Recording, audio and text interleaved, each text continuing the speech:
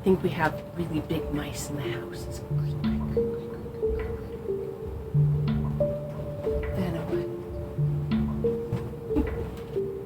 Hello, this is Lady B, and welcome to my prep kitchen, where I have neither sink nor stove, but I do have a fire extinguisher. And this week, I am making appleberry mini cheesecakes, or as I like to call them, Chèvre cake, because in my family, we make cheesecake with Chèvre. And it is so good. If you like goat cheese, you have to try this. Now, the first thing you need, of course, to make a mini cheesecake is a pan to cook it in. And there's two options. There is an actual mini cheesecake pan, and I love this so much. It has the little removable bottoms that you just push up. It's like little mini springform pans, only without the spring. But they're so wonderful for this. Just love them. The other option is the mini cupcake or tart pan. And I also love this. You get a different result. This one, these take about half as much filling as these. So this is a 1-bite dessert and this is a 2-bite dessert. So which one you're going to use is really going to depend on what you are using it for. Now I'm making this for a party, so technically I should use this, but I like this. So I'm going to test it with both and see which one works better. Speaking of parties, this particular dessert is really good for when you are throwing a party because it can actually be made over 3 days. You do not have to make it all at once, and most importantly, it can be made ahead of time. You can bake it, the cheesecake part, 2, 3, even 4, though that is pushing it, but you can do it days before you serve it. There's 3 parts to making this. There's the crust, there's the baked custard, and then there is, of course, the topping. The crust can be made the day before, left out at room temperature, saran wrap, plastic wrap put over the top of it before you bake it. And then the topping can be made at any point before you serve it. It can be served hot or cold. Either way, it only goes on right before you serve it. So this is really convenient. Whether you're doing it over 3 days or 1 day, the very first thing you do before you cook is, of course, to put out all your ingredients, which I have here. Voila. Now, I have these grouped by section. Back here I have my stuff for my crust. Here I have my stuff for my custard. Here I have my stuff for my topping, my appleberry topping. The thing is, your custard ingredients, your Chèvre, your milk, and your eggs all need to be at room temperature before you make it. So if you're doing it the same day, set it out at the very beginning, even if you're not getting to that part for a while, because it takes 2 hours to bring the eggs and the Chèvre and everything to room temperature. Also, your berry topping is made with frozen berries. So, there we go. The frozen topping is made with frozen berries, and those have to be defrosted and the juice collected underneath it. And this can take a minimum of 2 hours, but 4 hours is more likely. So if you're doing that on a separate day, 4 hours before you make it, you need to set your berries out to defrost. Doing it all at once, I just put them all out at one time. Being efficient. So, I have everything, all my ingredients set out. I have my stuff defrosting. It is time to cook. To make the crust, the first thing you're going to do is you're going to mix your dry ingredients. We want 1 1/4 cups of all-purpose flour and since this is actually a gluten-free flour that does not already have xanthan gum in it, I also need to add a 1/4 teaspoon of xanthan gum. And this just helps bind it and hold it together.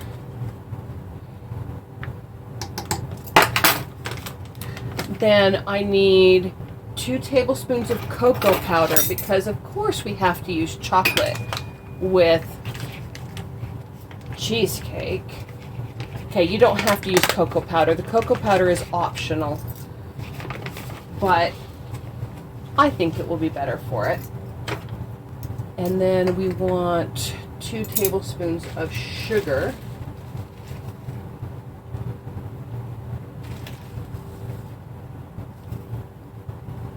And 1/2 teaspoon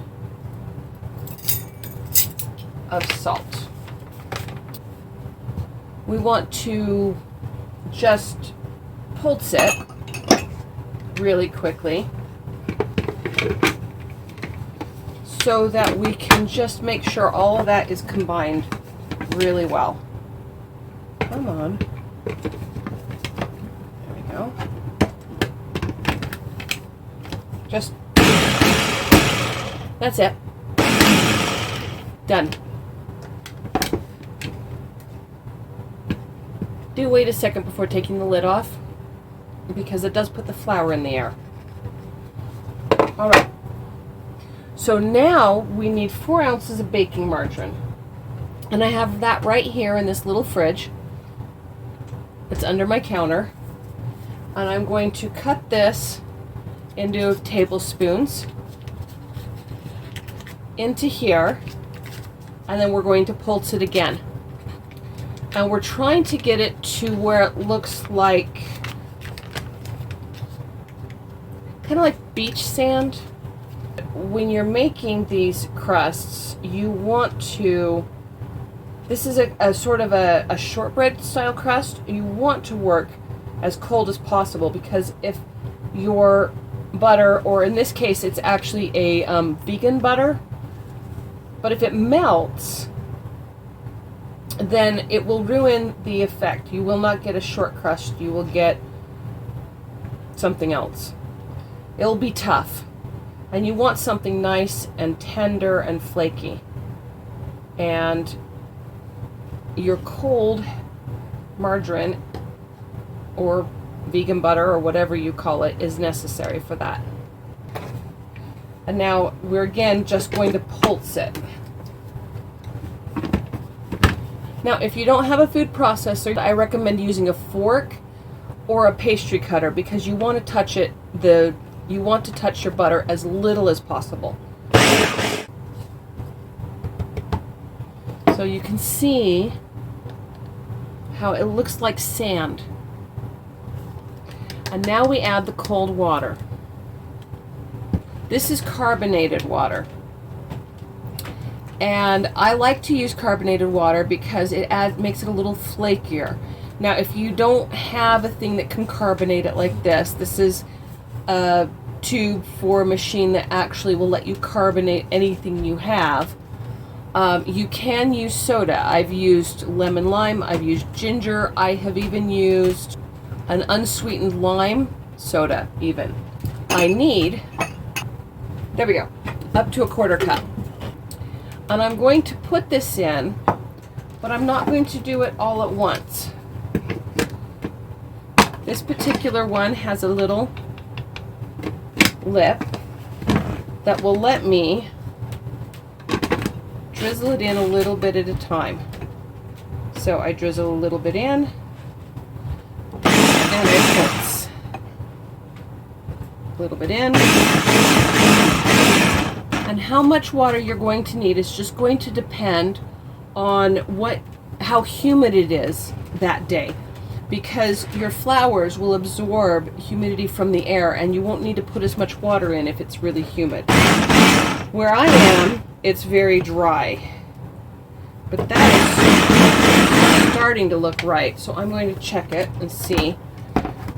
So I might not need all of it. And the key is you're looking for something that isn't wet, but if you squish it, Looks kind of, again, you want something that looks kind of like dirt and sand, but if you squish it, it stays together, and that is definitely there.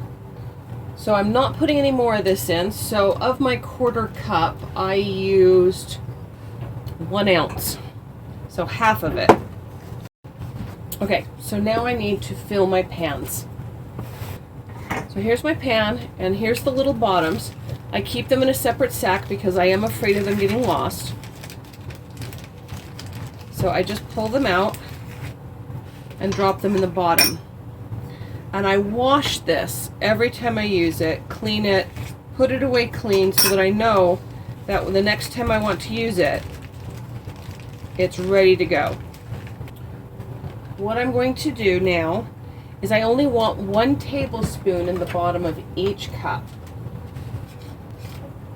Trying to handle this as little as possible. Get 1 tablespoon, and we crumble that into the bottom. So I have all of them filled, and I'm going to take it's a mini rolling pin. It's it's actually homemade. It's a dowel. I went to a hardware store, got some an oak dowel that was of the appropriate thickness. They cut it for me into 3 1-foot sections because it was a 3-foot size, and then I sanded it thoroughly and cleaned it and oiled it with mineral oil, and now I have a little mini rolling pin for projects.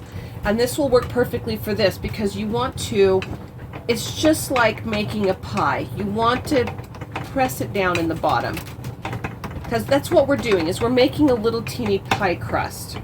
It's a shortbread style pie crust, but it's a pie crust. There we go. So you can see they're all pressed down in the bottom there. And I have a fork here, and I'm just going to prick them with 3 little pricks at the bottom, because this has to be baked before the cheesecake goes in it.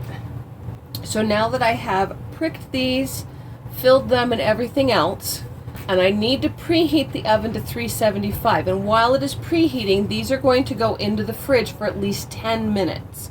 Now, because I used a gluten-free flour, I'm going to double that to 20, and I'm going to wait 10 minutes before preheating, because gluten-free flours take a little longer to absorb the moisture. And so by giving it that extra 10 minutes in the fridge, I will get a better result. If you used regular all-purpose flour, you don't have to do that. 10 minutes, then in the oven. And I'm going to cook it for between 8 and 10 minutes. Whichever kind of flour you use, it's the same amount of time. So, it's the next day. Remember how I said that the crusts could be made the day before? Well, things happened. And once I got these out of the oven, I had to put it all up. So everything that needed to be refrigerated went back in the fridge, and everything else got sorted and cleaned. And these were given some plastic wrap to protect them overnight. And this is how they turned out. You can see I have this thin little crust here. Now this is actually a little thicker than it should be. I actually put a little more than a tablespoon in these. I shouldn't have. But I think they will be just fine. This morning I filled my mini cupcake pans. Now these ones, I've used the liners because I didn't want to use them as tarts. I want to just have the crust in the very bottom. So I put little cupcake liners in. And these ones only take a teaspoon of the crust mix, which is a little less than what it should be for the others, which turned out to be a good thing. As I was taking the crust out of the fridge, which is where it has to be kept overnight if you end up having to break in the middle of what you're doing like I did, the plastic wrap I had it wrapped in came undone. And some of it fell on the floor. And so I just barely had enough to finish filling these. So it was a good thing that these take a little less, but they're done. 6 minutes in the oven, finished, ready to set aside to cool, and we can get started on the custard filling. I have already put my 20 ounces of Chèvre in my bowl. And now I want to separate one of my eggs. My yolk goes in here. And then 2 more eggs. And these are at room temperature, very, very important. I cannot stress that enough. When you start cooking with alternatives to cream cheese, like Chèvre, you have to have all your ingredients at a similar temperature. It just doesn't come together as nicely. If you want that perfect look, they have to be at the same temperature when you cook, when you mix them together. You just get a better result. So I have my eggs, and I'm going to very lightly beat them. To my Chèvre, I'm now going to add 1 cup of sugar, 1.5 tablespoons of flour, the extract, which is right here. I have a vanilla extract and an almond extract. Now you don't have to use both. You can use just vanilla. You can use vanilla and lemon. For these ones I want to do vanilla and almond. But I want a 1/2 teaspoon total, which means I'm going to want a 1/4 teaspoon each. Do that over this bowl in case I spill. So I'm now going to mix these ingredients together. Don't put the eggs in yet. Alright, so that's mixed. And now I'm going to start adding my eggs in, a little bit at a time. I'm not going to do it all at once. Just pour a little bit and mix it in. And there you can see, look at that beautiful yellow cheesecake. I'll bet you didn't realize that the yellow color of the cheesecake actually comes from the yolks. So if your cheesecake is really white, there's no egg in it, and you're missing out on richness and flavor. So my last ingredient now is milk. And for that I need 2 tablespoons or 1 ounce. Now this can be any kind of milk. We use coconut milk because it's what we like in our family. But you can use regular milk. You could even use cream if you wanted. It's whatever you want. But you want that 2 tablespoons of milk.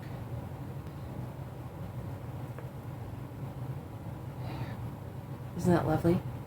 And now it's time to start filling these. Now, the cheesecake ones take 1 ounce or 2 tablespoons each.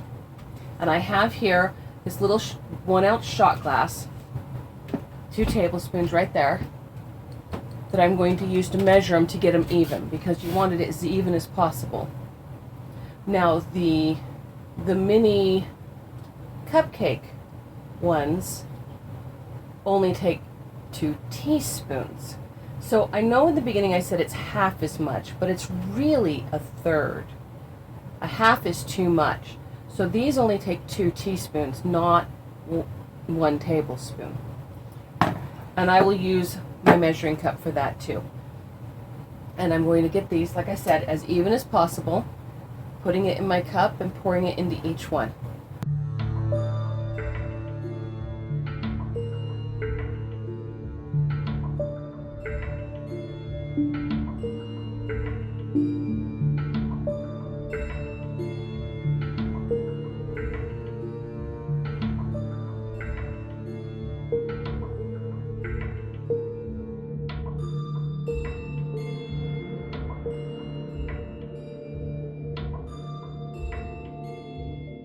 Now, once I finish filling these, I'm going to take them upstairs. I have an oven preheating to 250. I know that sounds really low, but when it comes to cheesecake, lower is better. I cook them at 250 for 20 to 30 minutes, and then I turn the oven off and I leave it in the oven for another hour, or at least 30 or 40 minutes. I do an hour for a full-size one, so this will probably be fine at 30 minutes. And then I take it out and let it cool to room temperature. And that's what I'm going to do for these. Now, for the mini ones, they're not going to take as long to cook, and they are not as sensitive to temperature changes as the larger ones will be. So in their case, I'm going to cook them for 20 to 30 minutes and then just pull them out of the oven. And you can tell when they're ready to come out because they'll be firm around the outside, but the inside will just still be a little jiggly.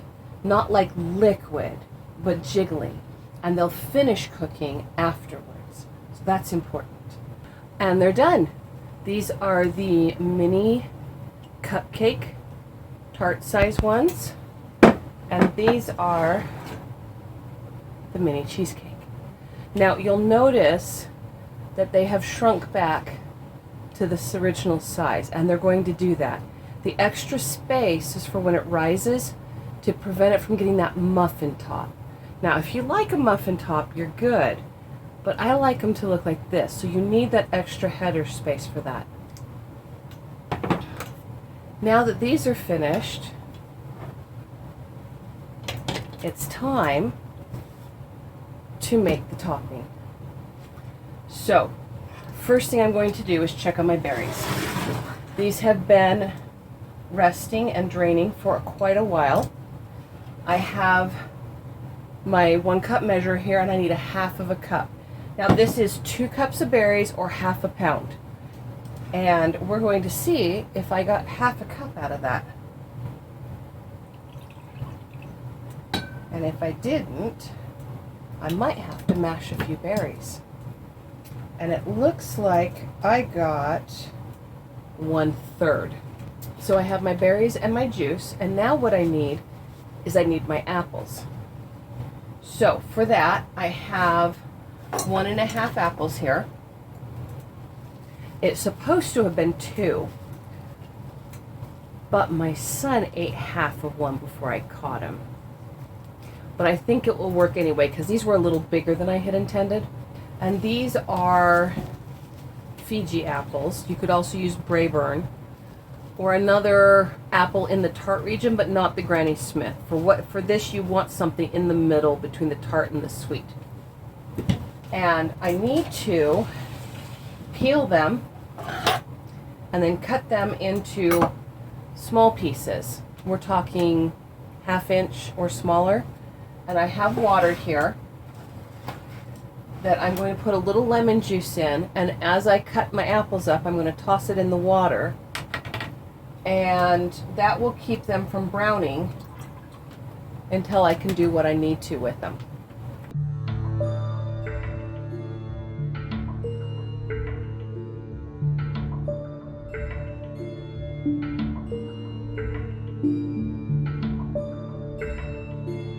And I'm done cutting up the apples.